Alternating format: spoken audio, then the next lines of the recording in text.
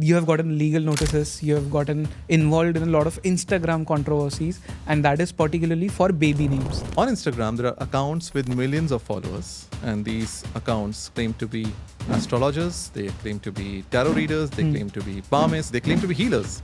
And they put out reels with 5 or 6 names, and they claim that these are names inspired by Rama, or names of Lakshmi, or names of Krishna, or names of Shiva and Krishna, with no basis at all, pushing out this content, which is misleading, which first of all is full of fake or made up names. Yeah. Names are important.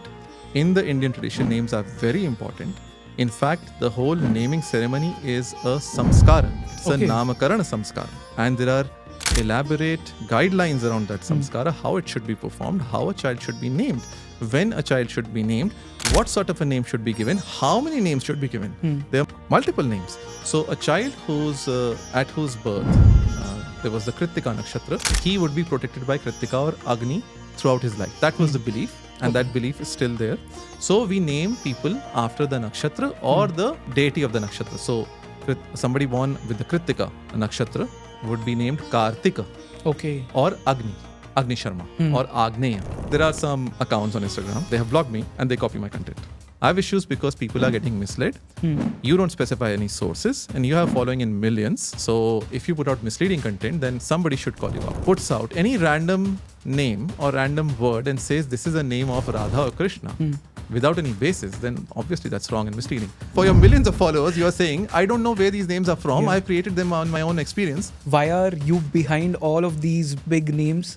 Hello, Namaste, Jai Hind. My name is Jay and this is The Jay Report, a podcast where we discuss everything that is happening in the world from Bharat's lens. On tonight's episode of The Jay Report, we have a very special guest. His name is Mr. Nityanand Misra. Nityanand Misra ji is an IIM Bangalore graduate and a Sanskrit scholar. And in this episode, we talk about Sanskrit, the language, and Sanskrit names. Nityanand ji tells us how some of the most famous Instagram pages and organizations have been peddling wrong Sanskrit names and new parents have been taking consultations from them for these names. If you are a new parent or someone who is interested in Sanskrit language or Sanskrit names, this episode is just for you. Because in this episode, Nityanand ji explains to us how you can check out the legitimacy of these Sanskrit names which are being peddled by some of the most famous organizations. This is a very short episode of The J Report and I hope so you gain something out of this conversation. So let's start this podcast in 3, 2, 1.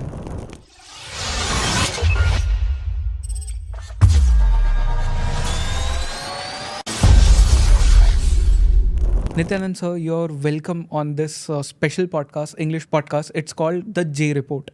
And today in the J Report, we are going to talk about something for which you have had a lot of controversies about.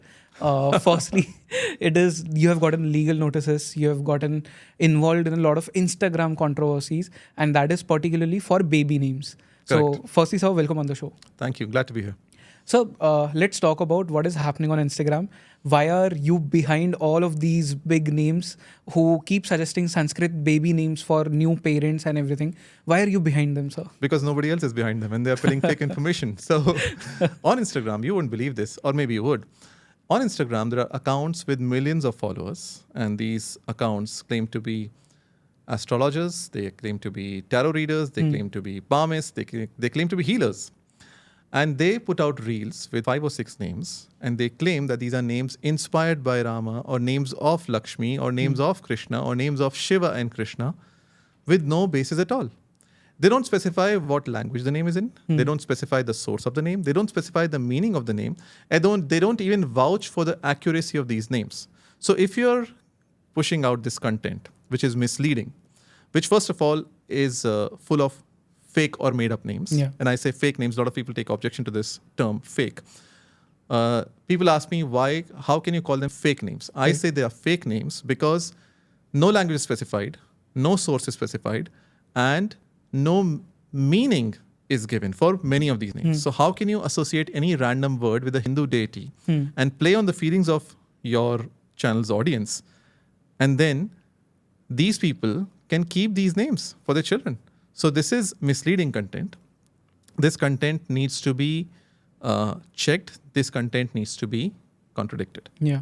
That's why I'm publishing reels which critique these names. And it's not that I always contradict them. If I find that name in somewhere in some source, or if I find the meaning for the names for which meanings are given. If I find the meaning is accurate, then I also say that this meaning is accurate. Yeah, I've seen your reel. So you actually mentioned these are the names which are fake, these are the names which are true, and then you give your opinion about Yes, them. and we give a fair assessment. For Yeah. example, if all names are wrong, then we say this reel has failed the Sonama test.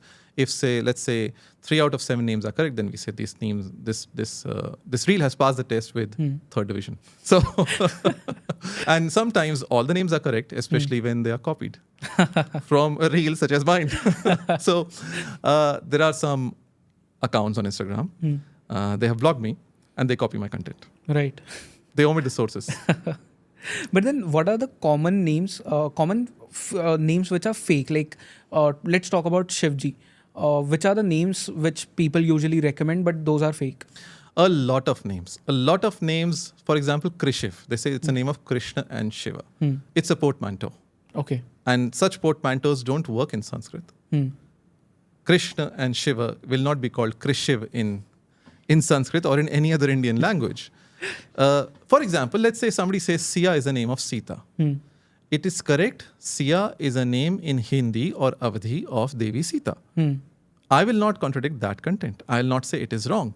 You have to specify that this is a name of Sita in Avadhi language. It is used in the Ramacharita or elsewhere. It is not a Sanskrit name. It is not a Sanskrit word, but it comes from the Sanskrit word Sita. Okay. For example, Kannan. It's a name in some South Indian languages of Krishna.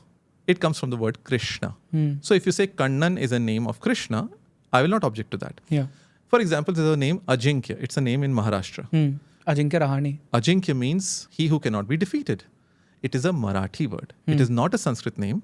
It is a name nevertheless. It's a Marathi word because the root jinkne is in Marathi. It's not in Sanskrit. So if we say that this is a name in Marathi, which means invincible, it is correct. But if we say it's a Sanskrit name, it is wrong. It is misleading. And if we say any random word is a Sanskrit name, for example, Avyukta is a Sanskrit name of Krishna, when it is not, then I have issues. I have issues because people are getting misled. You don't specify any sources and you have following in millions. So if you put out misleading content, then somebody should call you out. Right. That is the whole thing behind, that's the whole thinking behind me going after, as people say, these Instagram accounts. Yeah. And I get so many messages on Instagram these days that please review this name reel. So it's also in response to a lot of Instagram users who want me to authenticate certain names. I keep getting requests that this reel says that such and such name is a name of Rama or Shiva or Krishna or Lakshmi. Right. Sanvi is a name of Lakshmi. Please, what are your comments? So I have to then oblige. What does Sanvi mean? Sanvi has no meaning. I mean, there is no such attested word in Sanskrit dictionaries. Now, a lot of times you can create new words in Sanskrit. But if you create a new word in a language, you have to follow the grammatical rules of that language. For example, you can't create a new word in English without following the rules of English morphology or syntax. Right? You cannot create a new phrase or a new word in English without knowing English. True.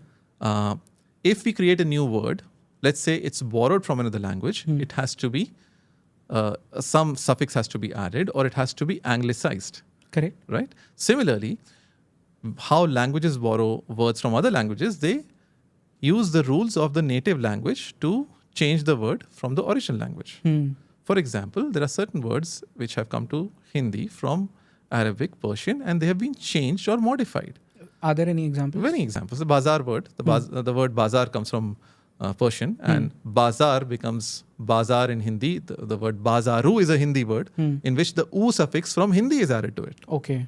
From a foreign word. Similarly, there are certain verbs like azmana, farmana. These words have foreign roots. So every language has certain grammatical rules using which we can create new words. But if anybody puts out any random name or random word and says this is a name of Radha or Krishna without any basis, then obviously that's wrong and misleading. A lot of these name websites were actually, some of them I know, are run from Pakistan. And they claim this is a Sanskrit name of this deity or that deity. Okay. Most of this stuff is either copied from another website or generated by users. Sometimes there are obviously spelling mistakes. Sometimes people just create names for fun. For example, I'll tell you what. One of the name websites claimed that Shleshma is a name in Sanskrit and it means a gift of the winter god. The word Shleshma means phlegm. So it is a gift of winter, yes.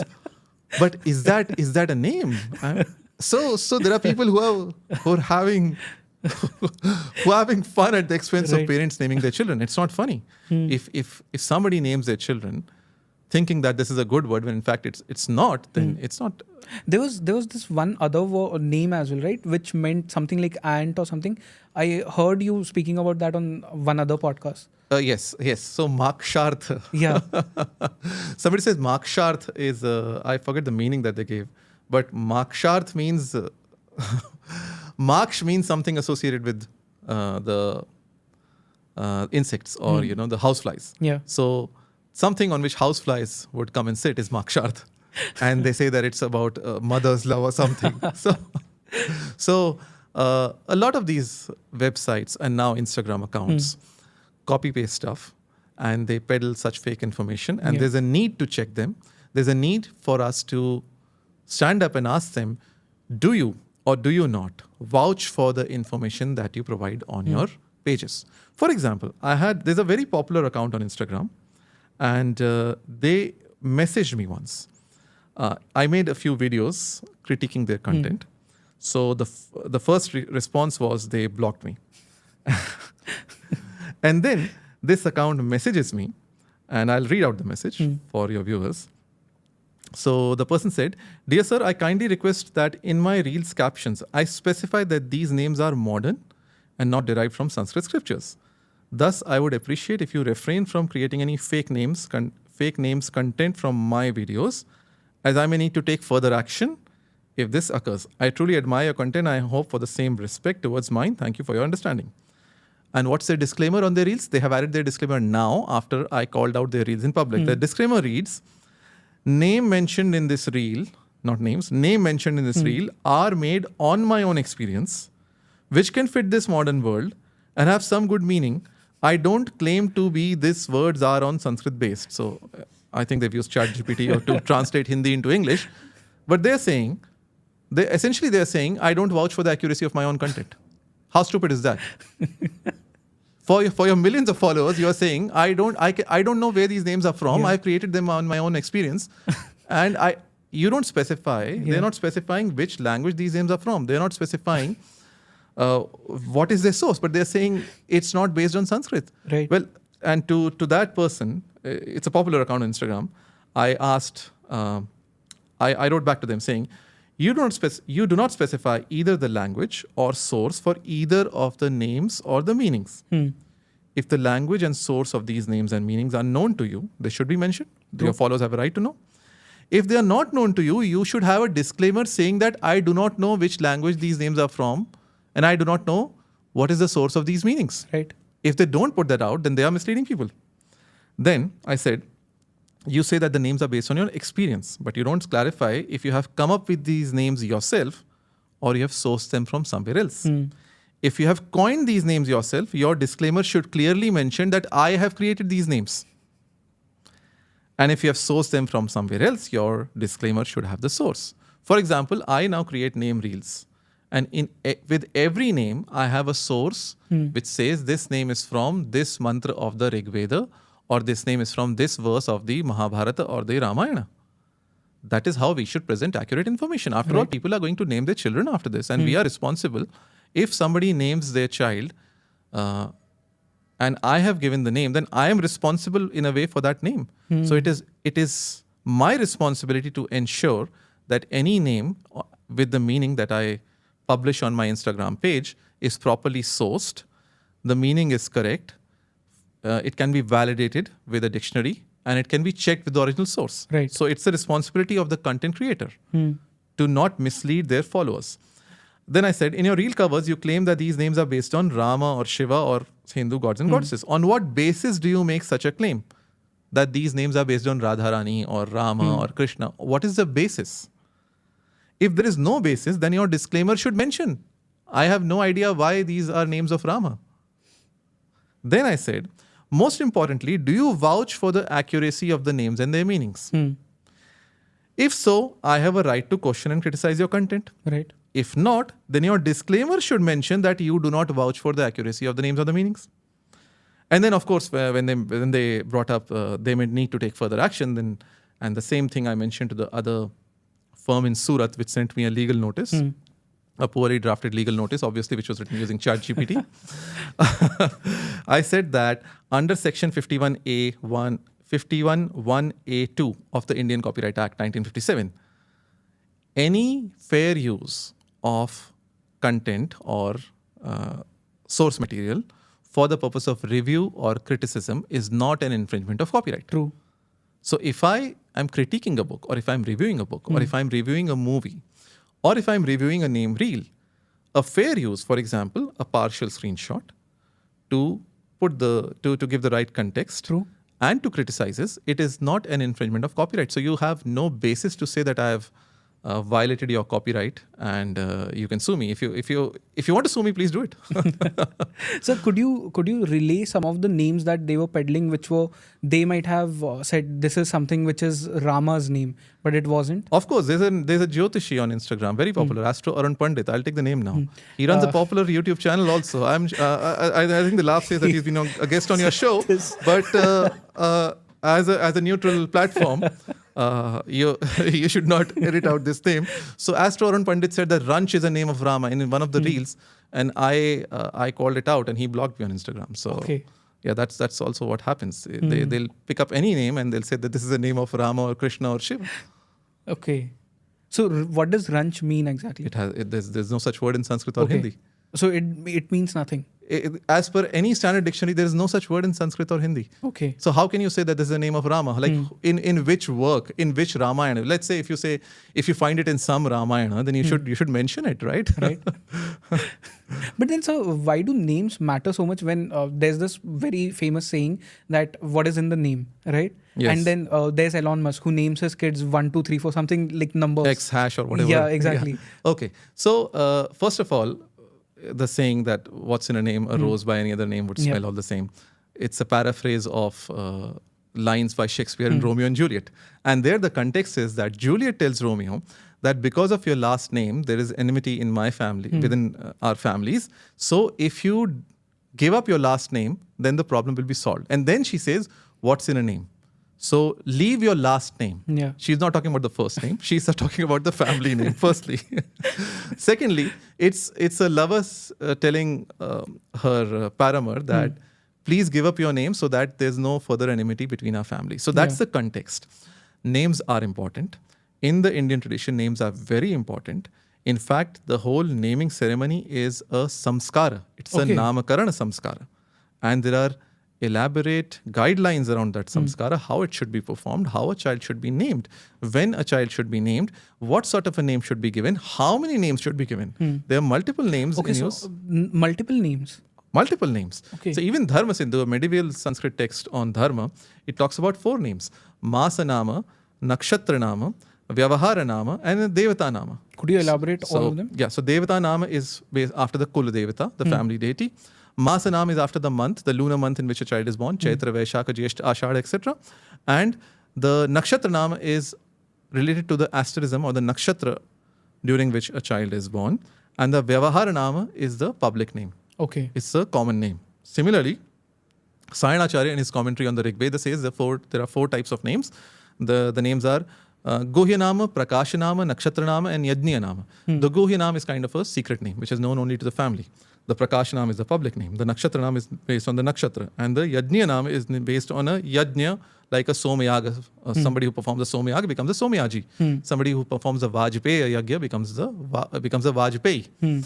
So similarly, there are these kind of names. People have added the Rashi name also to it, especially in Gujarat. There's a strong tradition of Rashi names. Then there's the family name, the Upanama. Then there is a nom de plume, the pen name. Yeah. That has also been there. People have written works under a different name. Right. So that's the Kavya Nama or the literary name and so on. So multiple names used to be given to children in India. But what is the importance of that? What is the relevance? Yeah, I'll come to that. So there were also nicknames. In the Mahabhashya, Patanjali talks about Vayuk being a nickname of Vayudatta. Okay. So there were also names which would shorten somebody's name and for affection, out of affection, you would call them with that name. Now, you asked what's the importance of so many names. Now, about nakshatra namas, there was a tradition in India, there was a belief in India that the nakshatra or the deity of the nakshatra is your protector. So, if I am born under the Swati nakshatra, if there was the Swati nakshatra at the time of my birth, then the Swati nakshatra or the devata of Swati nakshatra will protect me. For example, Kritika. Kritika is a nakshatra, and the devata of Kritika, as per the Krishna Yajurveda, the Taittiriya Samhita and the Kathaka Samhita, is Agni. So a child who's at whose birth there was the Kritika nakshatra, he would be protected by Kritika or Agni throughout his life. That was the belief, and that belief is still there.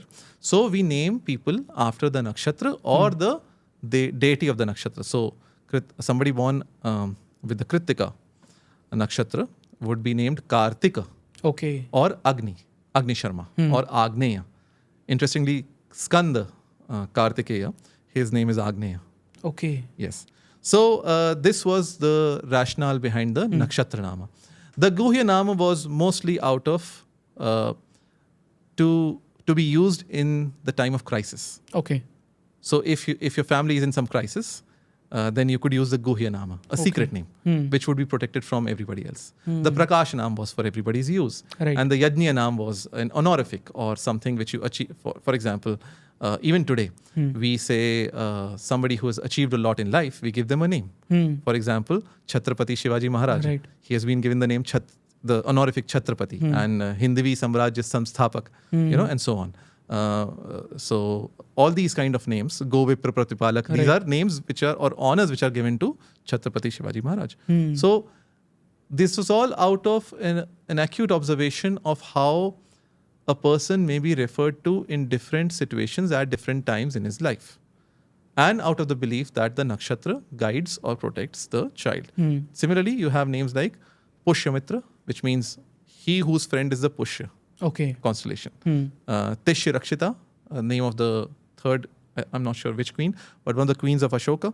So she was named Tishya Rakshita, which means she whose protector is the Tishya asterism, and so on. So this is why there were multiple names, and India is a land of thousands of names. You have Sahasranamas, collections of 1,000 names. You have Ayutanamas. There's a Samba Sada Shiva Ayutanama Avali, which has 10,000 names of Shiva, all collected together from different sources. So we are a civilization which takes pride in so many names. You find so many ways to refer to Rama or Krishna or Shiva or Lakshmi or Parvati, or even in the Vedic texts, Indra or Agni. There's an Indra Sahasranama by Kavyakantha Ganapati Muni, which is compiled based on all the epithets of, not all, but the epithets of Indra in the Rig Veda. Similarly, there's an Agni Sahasranama, which is compiled by Samba Dikshit, based on the epithets of Agni in the Rig Veda, and so on. So we are a civilization which takes pride in so many names. And we are a civilization which gives so much importance to a name that it is said, Nama khilasya vyavahara hetu, shubhavaham karmasu bhagya hetu, namnaiva kirtim lavate manusyas tatah prashastam khalunama karma, or tatah prashastam shubhanama karma.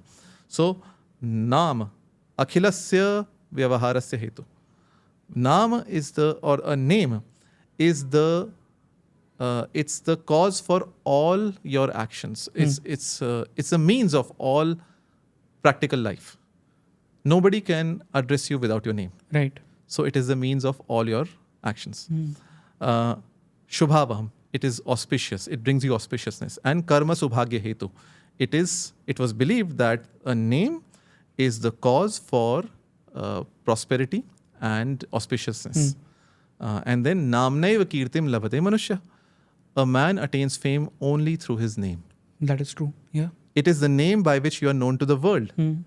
Therefore, this Nama Karma or Nama Karana is to be praised.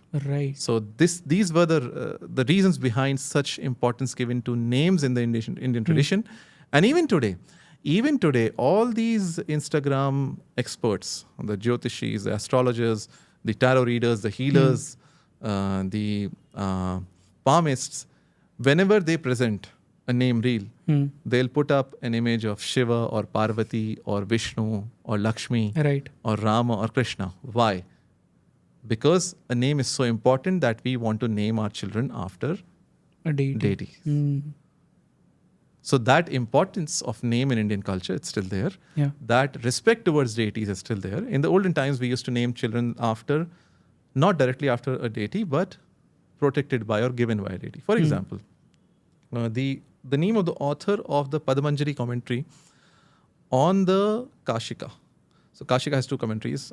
Kashika itself is a commentary on the Ashtadhyayi of Panini. Kashika has two commentaries, Nyasa and Padamanjari. The name of the author of Padamanjari is Haradatta. Haradatta. Hara is the name of Shiva.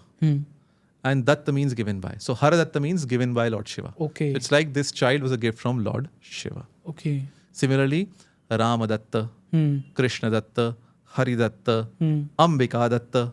So there was a great polymath, an author in the late 19th century. His name was Ambika Datta Vyasa. I have written a book, Katha Kusuma Saurabham, which is a commentary on his book to teach Sanskrit to class 4 students. So his name was Ambika Datta, which means given by Ambika, who's the mother. Okay. Who's the mother deity or who's Durga. So Ambika Datta. Similarly, Shiva Datta. Stock names in Sanskrit grammar traditions are Devadatta and Yajna Datta. Devadatta means given by God. There's someone very famous by that name as well. Of course, he's and then Yajna Datta, Right. who's he has a great name, by the way. So Yajna Datta is somebody who's given by Yajna, somebody who's born as the result of the merit acquired by performing a yajna. That is Yajna Datta. These are famous examples. Right. And similarly, Vasavadatta, in one of the Sanskrit plays, there's a character named Vasavadatta. What does Vasavadatta mean? Given by Indra. Vasava is the name of Indra. Okay. So Swapna Vasavadattam is a famous play in Sanskrit literature. If you look at the Gupta kings, all their names, Samudragupta. What does Samudragupta mean? A lot of people say that the Gupta rulers were Vaishyas because of the Gupta name. But in fact, the Gupta in their names refers to being protected by. Correct. So Chandragupta Maurya, the name Chandragupta means he who's protected by Chandra. Samudragupta means he who's protected by Varuna. And so on. Right. So these are some of the kinds of names that were given in the past, not directly after a deity, but protected by or given by a deity. But that changed over time, and now most of the names are direct names of deities. For example, Rama or Krishna. Exactly. This in some parts of the country, this tradition still persists in a localized version. For example, we have these names like Ram Rakha. And even in the Muslim community, there was a great tabla player, the father of Ustad Zakir Hussain. His name was Ustad Allah Rakha Khan. Okay. So this is the same Indian tradition adapted to a Muslim name. Allah Rakha means protected by Allah. So Ram Rakha, Ram Rakshita. Similarly, this name was given. Okay. So nowadays, but mostly nowadays, people name their children directly after the deities. Ganesh is a very common name that we find, especially in and around Mumbai. Yes. So many years ago, many centuries ago, people would not name their kids Ganesh, but would give Ganesh Datta or Ganesh Prasad. So this was just out of respect for the deity? This was, yes, it was not just out of respect, but this was the custom of the time that you would think of a child as a gift from a specific deity. Nowadays, we think of a child as a manifestation of that deity. Yeah. So that's the difference in thinking. Right. It's how things have changed over time. For example, even the Rashi names. Rashi names are very popular in Gujarat. And even what are Rashi names again? So again, the Chandra Rashi, the 12 Rashis, and corresponding to the, just like there's a Avakahada Chakra, for each nakshatra you have certain letters. For example, Chu, Che, Cho, La, Ashwini, Prokta. So if somebody is born in the Ashwini asterism, Ashwini nakshatra, then the letters are Chu, Che, Cho, La. Okay. And similarly for Bharani and so on. But when you come to Ashlesha, it's D, Do, De, Do. Now there's no name with D, Do, De, Do in Sanskrit. Not in the Ramayana, not in the Mahabharata, not in the Puranas, not in the Vedic literature, not in the Katha literature. D, Do, De, Do are letters for which you have no names, no words in fact. Hardly any words in Sanskrit. So this is obviously a development from the medieval times. Okay. Before that, if you read the Griha Sutras, there's an elaborate discussion on naming in Griha Sutras. There they say then a child, for example, a boy should be named with even number of syllables. Okay. 2, 4, 6 syllables. Damn. A girl should be named with 1, 3 or 5 syllables, odd number of syllables. Okay. For example, Shri, Vak, these are 1 syllable names. And Hara, Shiva, these are 2 syllable names. These were general guidelines, not inviolable rules. For example, even just in the Ramayana, you see Rama is 2 syllables, but Lakshmana, Bharata, Shatrughna are all 3 syllables. But the Griha Sutras formulated these rules based on a study of or an idea about the Vedic names. Most Vedic names of males are of 2 or 4 syllables, and hence Right. they recommended that if you name a male child, it should have 2 or 4 syllables, and if you name a female child, it should have 3, 5, or 1 syllable, and so Okay. on. So in these Grihya Sutras, there were elaborate rules, but there's no mention of a specific letter for a specific nakshatra.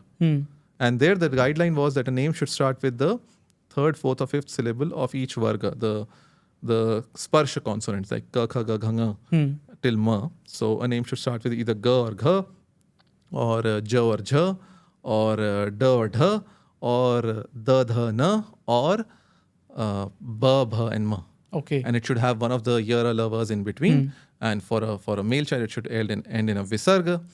And for a female child, it should end with a, the dirgha a sound, or the dirgha e sound. Now, these were the rules in the times of the Grihya Sutras. There was no mention of any specific letters to come at this beginning of a name for any nakshatra or rashi. Right. These references to the Avakahada Chakra are found only from the medieval times in Jyotish books. And there also there are problems. For example, for Ashlesha Nakshatra, we have D, Do, De, Do, for which there are no names. Correct. In fact, for a good, out of the total 112 nakshatra quarters, so 28 times 4 is 112, I think for around a good 20 or 25 of them, you would hardly find any names. In fact, in the Dharma Sindhu, a work on many matters of dharma by Kashinath Upadhyay has said that these Avakahada Chakra names are not as per the Shrauta literature. They are not in conformity with the Shrauta guidelines or the What is Shraut literature? Shruti, related to Shruti. Okay. So in the Vedic guide, not as per the Vedic guidelines. So he favors names like for Kritika Nakshatra, he would favor a name like Kartika or Agni Sharma. Because Agni is a devata of Kritika and Kartika is a name derived from Kritika and so on. So what if a person who is not, whose birth was not in any particular, like for Kartik, which nakshatra did you say? Kritika. Kritika. If the person is, for example, born in Jayesh nakshatra. Then Jayesh, the name is Jayesh. But then if they are named Kartik. That's a nakshatra name. But even then, if they are named Kartik, what Then will that happen? can be thought as a public name. Okay. The nakshatra name and the vyavahara name was different. So I am born in Jayesh nakshatra, which is why my name starts with Jo. No. Jayesh. I think the letters are different. Okay. I have it in my book. I don't remember right now. Okay. But for Jyeshtha, the nakshatra name is Jyeshtha. Got it. Yes. Interesting. So, but then I also want to know from you, because a friend of mine, he recently had a baby boy. And while he was naming him, they had multiple names in mind, and all the names were related to Shiva. One of the name was Rudra. So someone in their family or someone, I don't remember exactly who, but someone told them, a baby should not be named Rudra, because as we all know, Shivji's Rudra avatar is very angry. So they were told that he shouldn't be named Rudra. Is that true by any sense? Okay, it's a very good question and very relevant too, because this morning, I wrote an elaborate commentary on the name Rudra Neela. Okay. So I'll tell you what Rudra means. I'll just read out some of the meanings. Sure. The word Rudra has many meanings. If you look up Wikipedia, they'll say it means howler or somebody who cries. And some of the dictionaries also give this meaning. The Monier-Williams dictionary gives this meaning. The Wikipedia entry on Rudra says roarer or howler. These meanings are popular but not very accurate. The word Rudra is not explained as a roarer or howler in Sanskrit commentaries. So, owing to the highly mathematical and structural nature of Sanskrit grammar, every word can be explained in multiple ways. Okay. There are multiple vyutpattis, which are grammatical derivations, and multiple niruktis, which are mystical explanations of the name. For example, the word Rama, it has several grammatical explanations and several mystical explanations. Okay. The mystical explanations are niruktis. The grammatical explanations are vyutpattis. So let's listen to some of the vyutpattis of Rudra. So Rudra, what does Rudra mean? Rudra means, as per the commentary of Sayanacharya on the Rigveda Samhita, there's a mantra, Ima Rudraya Tavase Kapardine. So what Sayanacharya says, he gives 6 meanings of the word Rudra. The first meaning is, Rodayati Sarvamantakale iti Rudra. He who makes everybody cry at the time of dissolution of the universe. Okay. Antakala is Rudra. Second meaning he gives is, Rut samsarakhyam dukham tad dravayat tyapagamayati vinashayati iti Rudra. Rut means the pain or the trouble that is manifest in this world. And he who delivers you from that pain, he who makes that pain go away is Rudra. Okay. The third meaning that's given by Shayanacharya is Ruta Shabda Rupa Upanishadah Tabhir Druyate Gamyate Pratipadyate iti Rudra. Rut means the Upanishads. So he who is established as a supreme deity by the Upanishads, he is Rudra. The fourth meaning he gives is Rut Shabdatmika Vani Tat Pratipadya Atmavidya Va Tam Upasakebhyo Rati Dadati iti Rudra. Rut means the divine speech, Shabdatmika Vani, and the Atmavidya.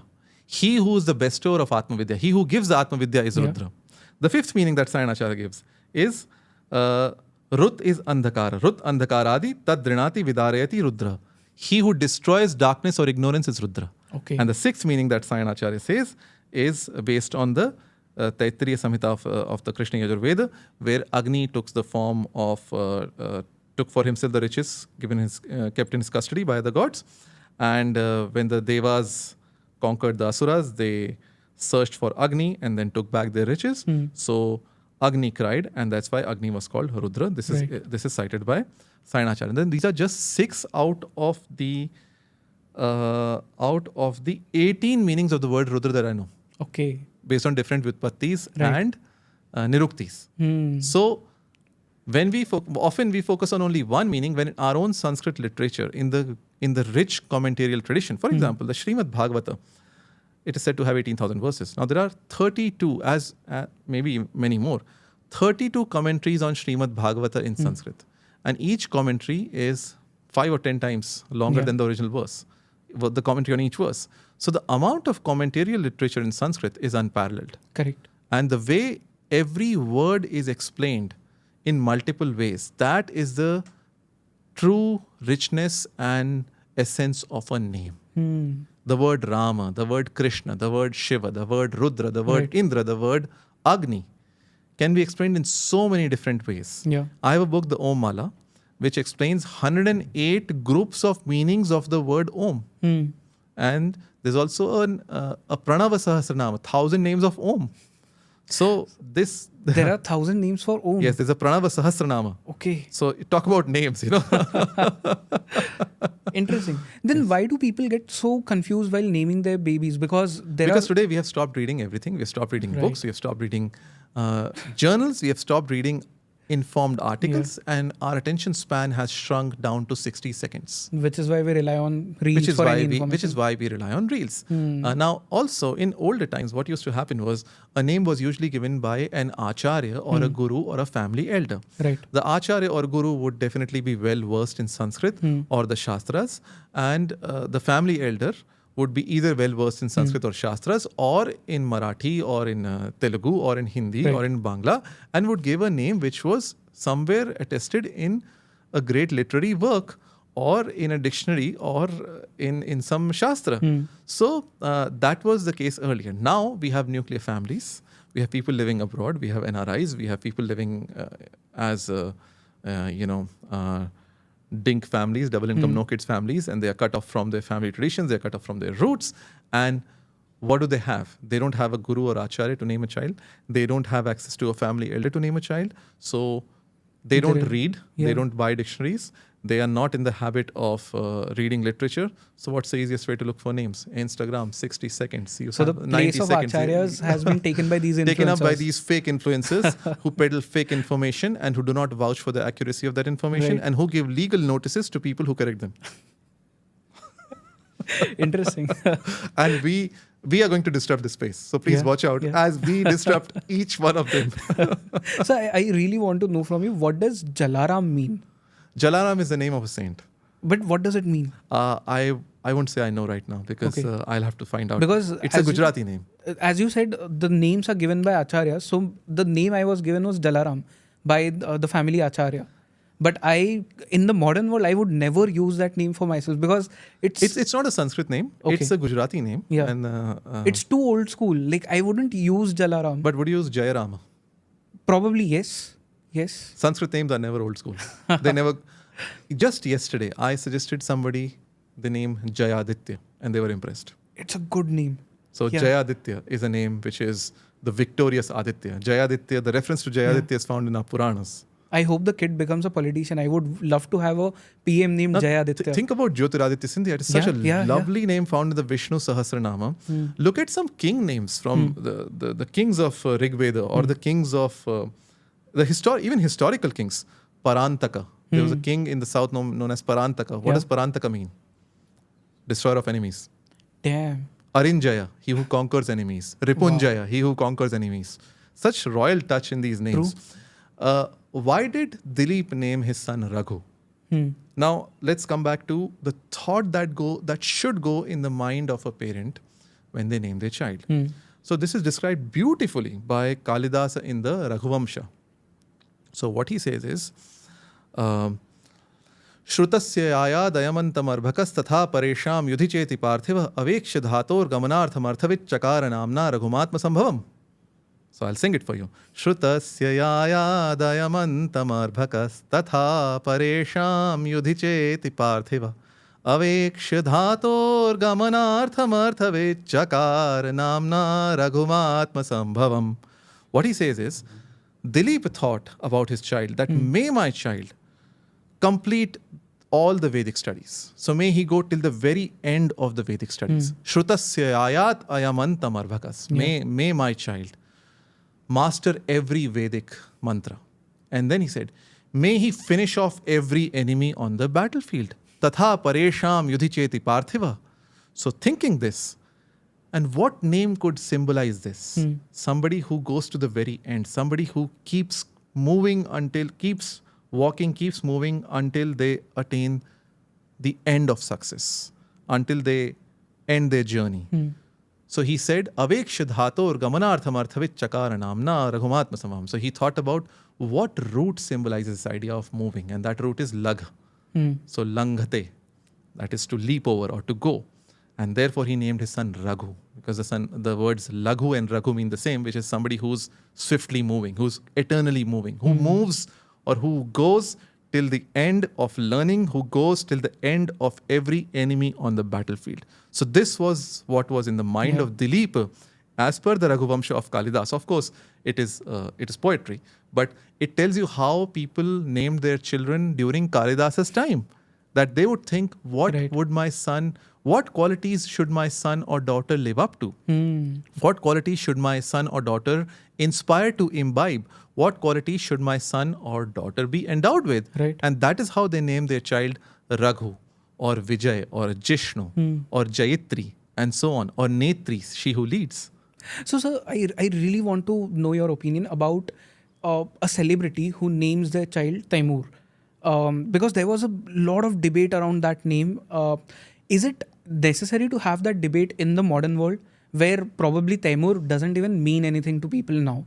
First of all, it's avoidable because the word is associated with somebody who plundered many cities, who killed many people. And in this country, it is avoidable. So it's a bad choice. It's a tone-deaf choice, I would say. Secondly, we must also not create a big controversy out of it. After all, why should we give so much importance to such celebrities? True. Every celebrity's name, every celebrity's child's name is discussed so much in the media. Why? Who cares? If we stop giving importance to that, then maybe things would improve. So I'd say they should have kept a better name. Firstly, and secondly, even if they did, I think we should just ignore it and maybe criticize it once or twice, but not create a big controversy out of it. Right.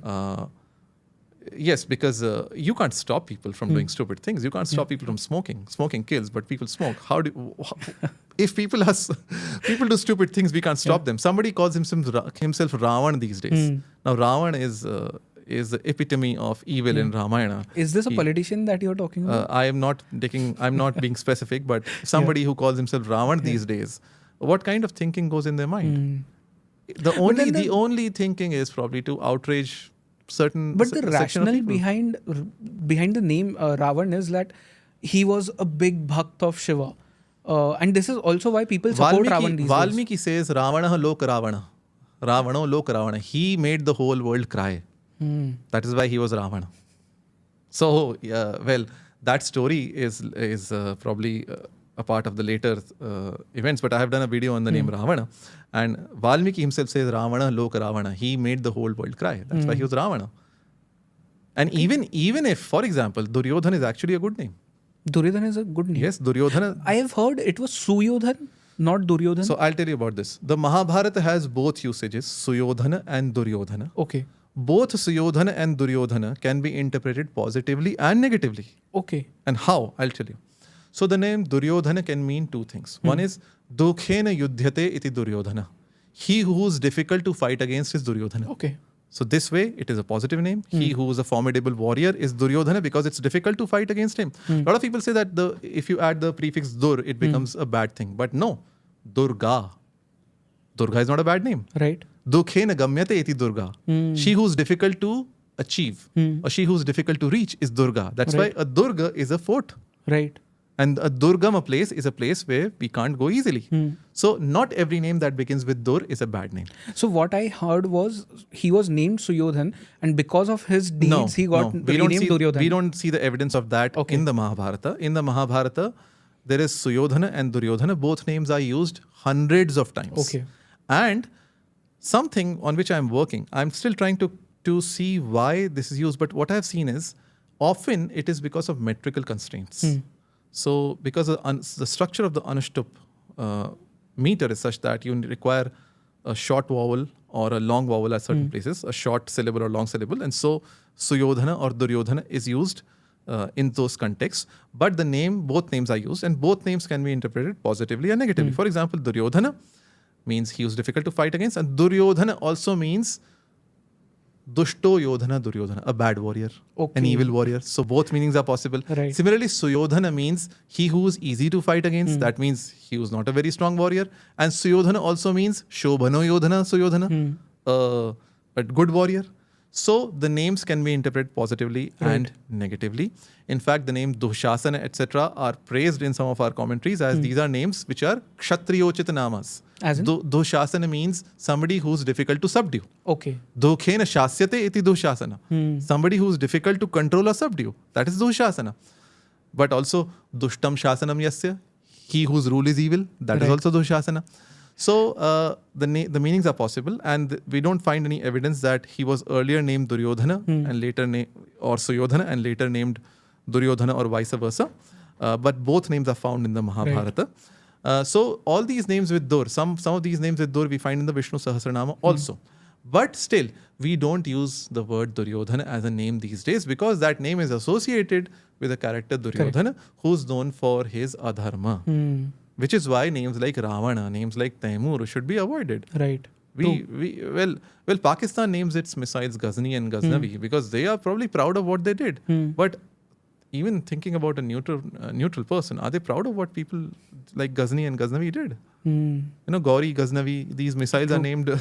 So somebody. They call it the Islamic bomb. I think, there was a folk legend which said that they named it Gauri because they thought that Prithvi missile referred to Prithviraj Chauhan. Oh my God. It's an urban legend. I don't know to what extent this is true, but Prithvi refers to the element Prithvi. Yeah. So we have Prithvi missile, we have Akasha missile, and so on. We have Agni. Yes, and Agni, Prithvi, Akasha. And Arjun is the name of one of our tanks. Tejas is the name of our helicopter, the fighter aircraft, and so on. So these names should be avoided. Names like Taimur should be avoided. And unnecessary controversy on celebrity names. In fact, unnecessary coverage on celebrity names is not justified as well.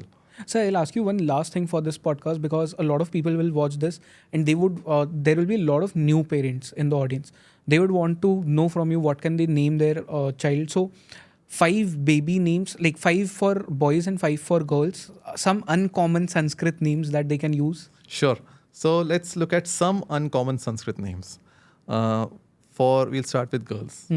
Ahana. What does it mean? Ahana means brilliant. It's the name of Usha Devi in the Vedic texts. Second name is Sanmayi. Wow. Sanmayi means full of truth. It is the name of Parvati in the Kurma Purana. The third name is Kashika. Kashika means she who illuminates. It's the name of a famous commentary on the Ashtadhyayi of Panini. The fourth name is Medhira. Medhira means she who's intelligent, she who's wise. And the fifth name, is Satviki. Satviki means Wow. she who embodies Sat or Sattva is Satviki. 5 names for girls. 5 names for boys. Okay. Swanai. Swanai means self-led. It's the name of a king in the Vedic texts. Okay.